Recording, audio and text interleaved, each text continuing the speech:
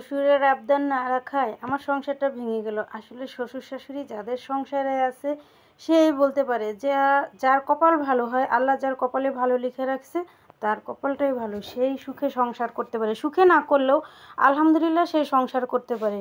তো আমার সমস্যা হয়েছে, আমার হচ্ছে দেখে শুনেই বিয়ে হয়েছে, অ্যারেঞ্জ ম্যারেজ। এবং হচ্ছে বিয়ে হওয়ার পরে আমার শাশুড়ি মোটামুটি ভালো ছিল। আমার ঘরে একটা সৎ মা ছিল, তো আমার সৎ মা থাকায় আমার মা মরে গেছে, কিন্তু সৎ মা থাকায় মোটামুটি আমি আলহামদুলিল্লাহ একটা ভালো পর্যায়ে, যাই হোক একবারে খারাপও ছিলাম না ভালোও ছিলাম না। তো যাই হোক আমার বিয়ে হয় যখন আমি এসএসসি পরীক্ষা দিই, তো আমার বিয়ে হওয়ার পরে শ্বশুরবাড়িতে নিয়ে যায়, আমাকে নিয়ে যাওয়ার পরে আমার স্বামীটা কেমন জানি তখন সবাই বুঝতে পারেনি, একটু হাবলা গুবলা টাইপের লাগে, মানে ওরকম। তো হচ্ছে ওখানে যাওয়ার পরে তো হ্যাঁ সবাই ভালো ছিল, আমি যে বলবো শ্বশুর খারাপ ছিল না, খারাপ ছিল না।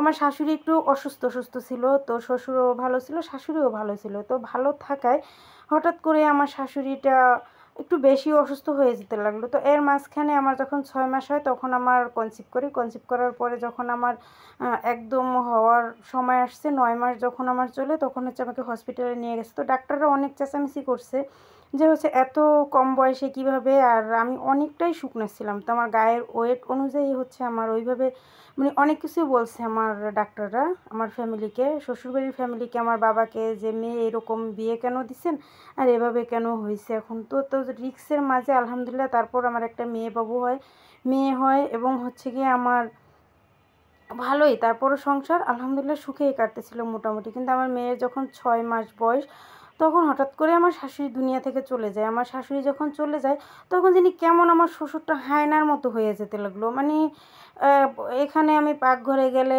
সেখানে একটু আমাকে ছোঁয়ার চেষ্টা, ওখানে একটু আমার মানে কি বলবো আর কি, মানে বলা যায় না, সে আমার বাবার মতো।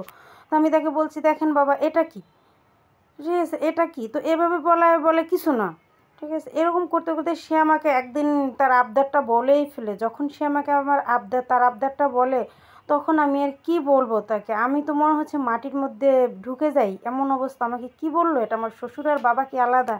তখন আমি আমার স্বামীকে জানাই যে তোমার বাবা এটা বলে। এর আগেও আমি টুকটাক জানাইছি যে দেখো এইভাবে এইভাবে করে তোমার বাবা, সে বিশ্বাসই করে না। যখন আমি এটা পুরোপুরি তাকে আমি বলি, তখন বলে কি দেখো আমার বাবা তো কি আর বলছে, তা সমস্যা কি, কোনো সমস্যা তোমার হবে, এটা কোনো কথা? আমি মনে হয় আমার শ্বশুরের চাইতে আমার স্বামীর কথা শুনে আমি একদম কি আর বলবো, আমি মনে হয় দুনিয়াতে আমি নাই। তো সাথে সাথে সেদিনকেই আমার 8 মাসের বাচ্চা নিয়ে আমি চলে যাই আমার বাবার বাড়িতে। কিন্তু কি ভাগ্য যার খারাপ হয়, কথায় বলে না, সেখানে তো আমার সৎ মা, আমি কীভাবে এই মেয়ে নিয়ে থাকবো? বাবা যতই হোক সৎ মায়ের আবদারে যদি চলে যায় বাবা, তখন যাদের আছে তারাই একমাত্র বলতে পারবে যে সৎ মায়ের আবদারে বাবা চলে গেলে তখন কি হয়ে যায়। মানে সৎ মায়ের আন্ডারে চলে গেছে আমার বাবা, তো কিছু করার নাই। এখানে এসে তো আমার সেই কষ্ট, এই বাচ্চা নিয়ে আমি কী করব?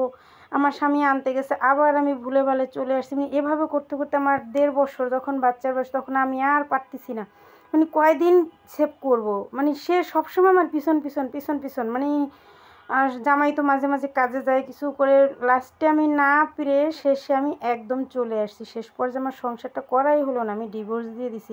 আমি আমার স্বামীকে ডিভোর্স দেওয়ার 1 মাস পরে আমার শ্বশুর বিয়ে করছে। তাহলে বলেন সে আগে কেন বিয়েটা করলো না? মানে আমি কি বুঝাবো আর কি বলবো?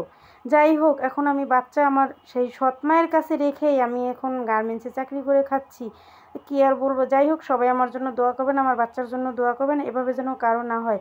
এই গল্পটা একটা আপুর লাইফ থেকে নেওয়া, আর আপুটা হচ্ছে একদম আমার পাশের বাসার, আপুটা আমাকে বলছে, তো আমি গল্পটা প্রচার করলাম। এই গল্পর সাথে আমার লাইফের কোনো মিল নেই। তো যদি ভালো লাগে তাহলে লাইক কমেন্ট শেয়ার করে পাশে থাকবেন। যদি ফেসবুক থেকে দেখে থাকেন তাহলে ফলো দিয়ে পাশে থাকবেন, আর ইউটিউব থেকে দেখে থাকলে সাবস্ক্রাইব করবেন।